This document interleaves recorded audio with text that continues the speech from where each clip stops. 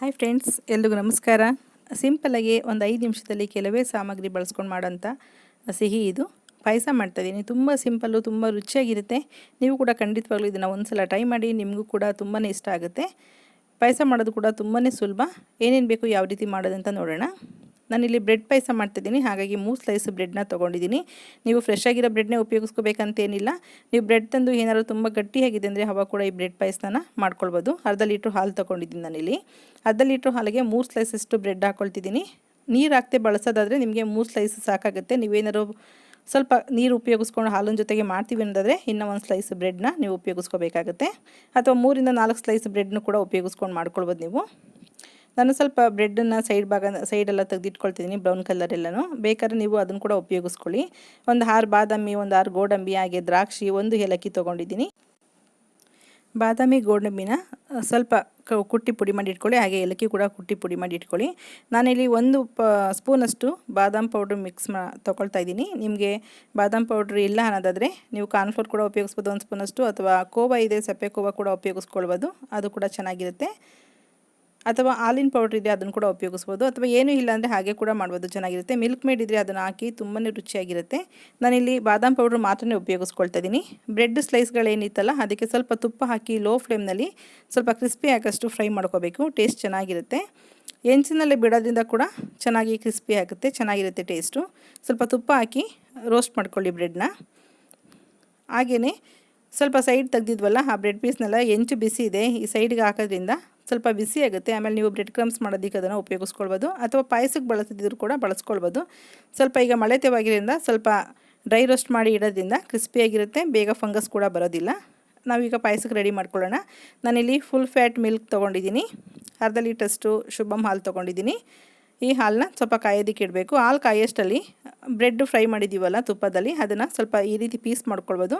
ಇದನ್ನು ನೀವು ಮಿಕ್ಸಿನಲ್ಲಿ ಹಾಕಿ ಪುಡಿ ಮಾಡಿ ರವೆ ಥರ ಮಾಡ್ಕೊಂಡು ಕೂಡ ಹಾಕ್ಕೊಳ್ಬೋದು, ಅದು ಚೆನ್ನಾಗಿರುತ್ತೆ. ಅಥವಾ ಈ ಥರ ಪೀಸ್ ಮಾಡಿದ್ರು ಕೂಡ ಚೆನ್ನಾಗಿರುತ್ತೆ ಟೇಸ್ಟು. ಏನೂ ಕ್ರಿಸ್ಪಿ ಬೇಕಾದ್ರೂ ಕೂಡ ಮಾಡ್ಕೊಳ್ಬೋದು. ನೀವು ಬ್ರೆಡ್ ತಂದು ತುಂಬ ಗಟ್ಟಿಯಾಗಿದೆ ತಿನ್ನೋದಕ್ಕಾಗಲ್ಲ ಅಂದ ಕೂಡ ಈ ರೀತಿ ಪಾಯಸಕ್ಕೆ ಬಳಸ್ಕೊಳ್ಳಿ, ತುಂಬ ರುಚಿಯಾಗಿರುತ್ತೆ. ಸಾಫ್ಟ್ ಬ್ರೆಡ್ಗಿಂತ ಸ್ವಲ್ಪ ಹಾರ್ಡ್ ಇದ್ರೇ ಬ್ರೆಡ್ಡು ತುಂಬ ರುಚಿಯಾಗಿರೋದು. ನಿಮಗೇನು ಬೇಕಂದರೆ ಆ ಸೈಡ್ ಕೂಡ ಕ್ರಿಸ್ಪಿಯಾಗಿರುತ್ತೆ, ಅದನ್ನು ಕೂಡ ಉಪಯೋಗಿಸ್ಕೊಳ್ಬೋದು. ನಾನಿಲ್ಲಿ ಉಪಯೋಗಿಸ್ತಾ ಇಲ್ಲ. ಹಾಲು ಚೆನ್ನಾಗಿ ಕಾಯ್ದಿದೆ. ಕೆನೆ ಬಂದು ಅದು ಸಪ್ರೇಟ್ ಆಗೋದಕ್ಕಿಂತ ಈ ರೀತಿ ಚೆನ್ನಾಗಿ ಮಿಕ್ಸ್ ಮಾಡ್ತಾಯಿರಿ. ಕೆನೆ ಹಾಲಿನ ಜೊತೆ ಮಿಕ್ಸ್ ಆಗಬೇಕು. ಹಾಲು ಚೆನ್ನಾಗಿ ಕುದ್ದಿದೆ. ಈಗ ಸ್ವಲ್ಪ ಕ್ವಾಂಟಿಟಿ ಕೂಡ ಕಡಿಮೆ ಆಗಿದೆ. ಹಾಲು ಸ್ವಲ್ಪ ಗಟ್ಟಿ ಆಗಿದೆ, ತುಂಬ ರುಚಿಯಾಗಿರುತ್ತೆ ಟೇಸ್ಟು ಪಾಯಸದ್ದು. ಈಗ ಕುದ್ದಿರೋಂಥ ಹಾಲಿಗೆ ಬ್ರೆಡ್ ಪೀಸ್ಗಳೆಲ್ಲ ಹಾಕ್ಕೊಳ್ಳೋಣ. ಲೋ ಫ್ಲೇಮ್ನಲ್ಲೇ ಮಾಡಬೇಕು ಇದನ್ನು, ಇಲ್ಲಾಂದರೆ ಹಾಲು ಉಕ್ಕು ಬಂದು ಸುರಿಯೋ ಚಾನ್ಸ್ ಇರುತ್ತೆ. ಹಾಲೇನಾರು ಉಕ್ಕು ಬಂದು ಸುರಿದೋರೆ ಟೇಸ್ಟ್ ಇರೋಲ್ಲ. ಹಾಗಾಗಿ ಲೋ ಫ್ಲೇಮ್ನಲ್ಲಿ ಹಾಲನ್ನ ಕುದಿಸ್ಕೊಂಡು, ಹಾಲು ಚೆನ್ನಾಗಿ ಕುದ್ದಾದಮೇಲೆ ಈ ಥರ ಬ್ರೆಡ್ ಪೀಸ್ಗಳೆಲ್ಲ ಹಾಕ್ಕೊಂಡು ಕುದಿಸ್ಕೋಬೇಕಾಗುತ್ತೆ. ಒಂದು 2 ನಿಮಿಷ ಈ ಬ್ರೆಡ್ ಪೀಸ್ ಕುದ್ರೆ ಸಾಕು, ಬೇಗ ಸಾಫ್ಟ್ ಆಗುತ್ತೆ.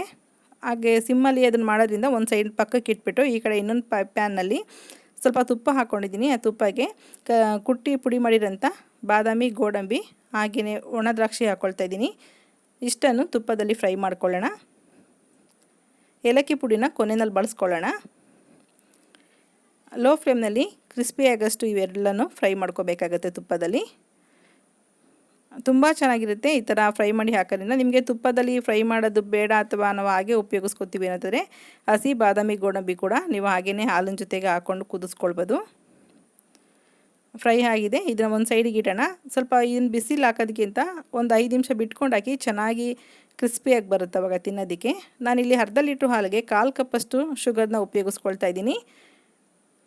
ನೀವು ಬೆಲ್ಲ ಹಾಕೋ ಇಷ್ಟ ಇದ್ದರೆ ಬೆಲ್ಲ ಅಥವಾ ಜೋನಿ ಬೆಲ್ಲ ಕೂಡ ನೀವು ಇದಕ್ಕೆ ಉಪಯೋಗಿಸ್ಕೊಳ್ಬೋದು, ಸಕ್ಕರೆ ಬೇಡ ಅನ್ನೋದಾದರೆ. ಸಕ್ಕರೆ ಹಾಕಿ ಒಂದು 2 ರಿಂದ 3 ನಿಮಿಷ ಕುದಿಸಿದ್ರೆ ಸಾಕು, ಸಕ್ಕರೆ ಕರಗಷ್ಟು ಕುದಿಸಿದ್ರೆ ಸಾಕು. ಆನಂತರ ಏಲಕ್ಕಿ ಹಾಗೆ 1 ಸ್ಪೂನಷ್ಟು ಬಾದಾಮ್ ಪುಡಿನ ಹಾಕ್ಕೊಳ್ತಿದ್ದೀನಿ. ನೀವು ಮಿಲ್ಕ್ ಮೇಡ್ ಇದ್ದರೆ ಅದನ್ನು ಕೂಡ ಈಗ ಹಾಕ್ಕೊಳ್ಬೋದು, ಒಂದು 2 ಸ್ಪೂನಷ್ಟು, ತುಂಬ ರುಚಿಯಾಗಿರುತ್ತೆ.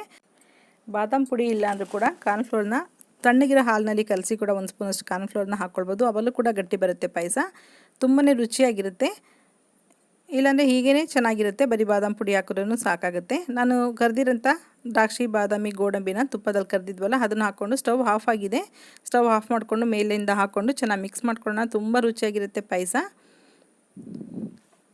ಒಂದು 5 ನಿಮಿಷದಲ್ಲಿ ಸಿಮ್ಮಲ್ಲೇ ಮಾಡ್ಕೊಳ್ಳೋಂಥ ಪಾಯಸ. ಯಾರನ್ನ ಬಂದರೂ ಕೂಡ ದಿಢೀರಂತ ಮಾಡಬಹುದು. ಇದು ಮಾಡಿದಾಗ ಸ್ವಲ್ಪ ತೆಳ್ಳ ಅನಿಸುತ್ತೆ, ಒಂದು 15 ರಿಂದ 20 ನಿಮಿಷ ಬಿಟ್ಟರೆ ಸಾಕು. ನಿಮಗೆ ಎಲೆ ಮೇಲೆ ಹಾಕ್ಬೋದು, ಆ ಹದದಲ್ಲಿ ಕರೆಕ್ಟಾಗಿ ಹದವಾಗಿರುತ್ತೆ.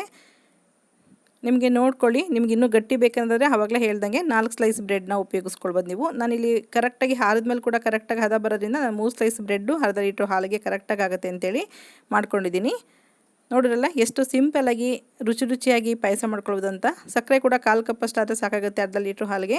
ನಿಮಗೇನೋ ಸ್ವೀಟ್ ಜಾಸ್ತಿ ಬೇಕಂದಲ್ಲಿ ಅಥವಾ ಮಿಲ್ಕ್ ಮೇಡ್ ಉಪಯೋಗಿಸಿದ್ರೆ ಸಕ್ಕರೆ ಪ್ರಮಾಣನ ಸ್ವಲ್ಪ ಕಡಿಮೆ ಮಾಡ್ಕೊಳ್ಳಿ. ಓಕೆ ಫ್ರೆಂಡ್ಸ್, ಈ ವಿಡಿಯೋ ಇಷ್ಟ ಆಗಿದ್ರೆ ಲೈಕ್ ಮಾಡಿ, ಶೇರ್ ಮಾಡಿ, ಸಬ್ಸ್ಕ್ರೈಬ್ ಮಾಡಿ. ನೀವು ಕೂಡ ಒಂದ್ಸಲ ಟ್ರೈ ಮಾಡಿ ನೋಡಿ. ನಿಮ್ಮ ಅಭಿಪ್ರಾಯ ಅನಿಸಿಕೆಗಳು ಏನಾದರೂ ಇದ್ದರೆ ಕಮೆಂಟ್ ಬಾಕ್ಸಲ್ಲಿ ಹಾಕಿ. Okay, bye, thank you.